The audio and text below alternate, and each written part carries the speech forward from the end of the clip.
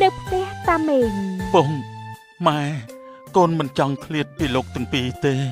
កូនពិតជាមិនអាចរស់នៅដោយគ្មានលោកទាំងពីរបានទេកុំចង់អីណាកូនជីវិតនេះតែងតែមានជួបហើយក៏មានបែកដែរដឹងទេ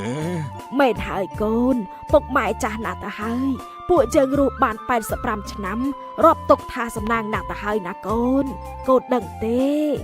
ពុកនឹងម៉ែសម្រាប់សិនចុះទុកឲ្យកូនទៅដាំថ្នាំជូនណាគ្មានប្រយោជន៍ទេកូនចាំទុកណាត្រូវមើលថែស្រះចំណាស់នោះឲ្យបានល្អកុំឲ្យអ្នកភូមិទៅធ្វើរឿងប្រមាថឲ្យសោះលឺទេពុំនោះទេនឹងមានគ្រោះថ្នាក់ដល់ជននោះពុំខានឡើយម្យ៉ាងទៀតកូនត្រូវរកប្រពន្ធល្អម្នាក់ដើម្បីសាងគ្រួសារណាកូនណាបាទម៉ែពលផ្ដាច់ផ្ដាំហើយតាយាយទាំងពីរក៏បានលាទៅឆ្ងាយលុះប៉ុន្មានឆ្នាំក្រោយមកចម្រើនក៏មានប្រពន្ធជានារីដ៏ស្រស់ស្អាតម្នាក់រីណាអូនបងទៅរកជីកក្តាមហើយណាចាបងបានក្តាមកាលណាអូននឹងយកមកស្ងោរជ្រក់ជូនបងពិសាណាបាទប្រពន្ធសម្លាញ់បើអញ្ចឹងបងទៅហើយណាថែខ្លួនផងបងនឹងឆាប់ត្រឡប់មកវិញទេចាបងក៏ភ្លេចបេះផ្កាឈូកផ្ញើអូនផងណាអូនចង់យកស្ទប់ផ្កាឈូកហាលឲ្យក្រៀមទុកសម្រាប់ឆុងហូបនេះខែរងាជាមួយបងណាបងបាទបងគ្រាន់តែលឺផ្កាឈូកឆុងទឹកក្តៅបងក៏ចង់ហូបបាត់ទៅហើយបើអញ្ចឹងបងរត់ទៅហើយណានឹងបានឆាប់ត្រឡប់មកវិញចាបងបន្ទាប់ពីចម្រើនចេញទៅស្រែបាត់នីប៉ង់ក៏បានដើរចូលមកសួស្ដីអូនរីណាថ្ងៃនេះនៅផ្ទះតែឯងទេរួចចោះអាចចម្រើនទៅណាបាត់ហើយចាបងប្តីខ្ញុំទៅស្រែបាត់ហើយថ្ងៃនេះគាត់ទៅជីកក្តាមណាបងតើបងមានការអ្វីជាមួយគាត់ដែរ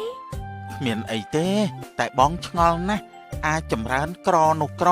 កោតតអូនស្រឡាញ់វាដែរបើមិននេះទេអូនឯងលេងក្បាលវាឲ្យមកយកបងវិញតអូនបងកុំនិយាយបែបនេះមិនសមទេបងទៅវិញចោះខ្ញុំមិនស្វាគមន៍ឡើយរីណាជានារីល្អហេតុថាមិនចង់ស្ដាប់សម្ដីឆ្លើយរបស់នីប៉ង់រីណាក៏បានដើរទៅក្នុងផ្ទះបាត់ទៅចាំតែមើលចោះបងទៅរកជីកកំណប់រាវវត្ថុបុរាណនៅបាត់ស្រះយកទៅលក់ឲ្យបានប្រាក់ច្រើនចាំមើលតើអូនព្រមនៅជាមួយនឹងអាមនុស្សក្រលហាមនឹងទៀតទេនីប៉ង់ចង់បានប្រពន្ធគេណាស់ទាំងមិនខ្លាចបាបបុណ្យហើយពេលនេះគាត់ក៏បានសម្រេចចិត្តទៅរករបស់មានតម្លៃនៅឯស្រះចំណានៅក្បែរមាត់ស្រះនៅក្នុងស្រះនេះមានវត្ថុមានតម្លៃច្រើនណាស់មែនទេ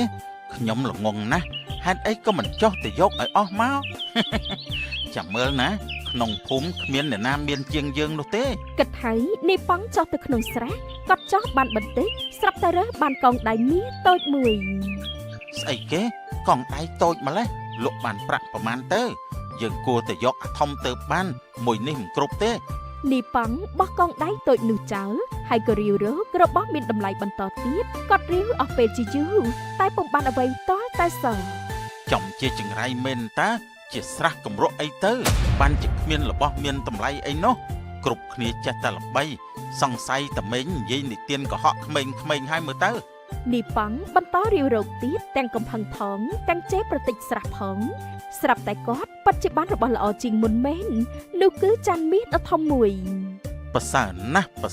ស់មួយនេះល្អជាងមុនហើយឃើញថាខ្លួនបានចាន់មាសធំមួយហើយនីប៉ង់ក៏វិលទៅផ្ទះវិញយ៉ាងរហ័សជាមួយនឹងក្តីរំភើបជាខ្លាំងនៅតាមផ្លូវអាចប់មើលនោះលបងប៉ងបានស្អីនឹងដៃស្អាតណាស់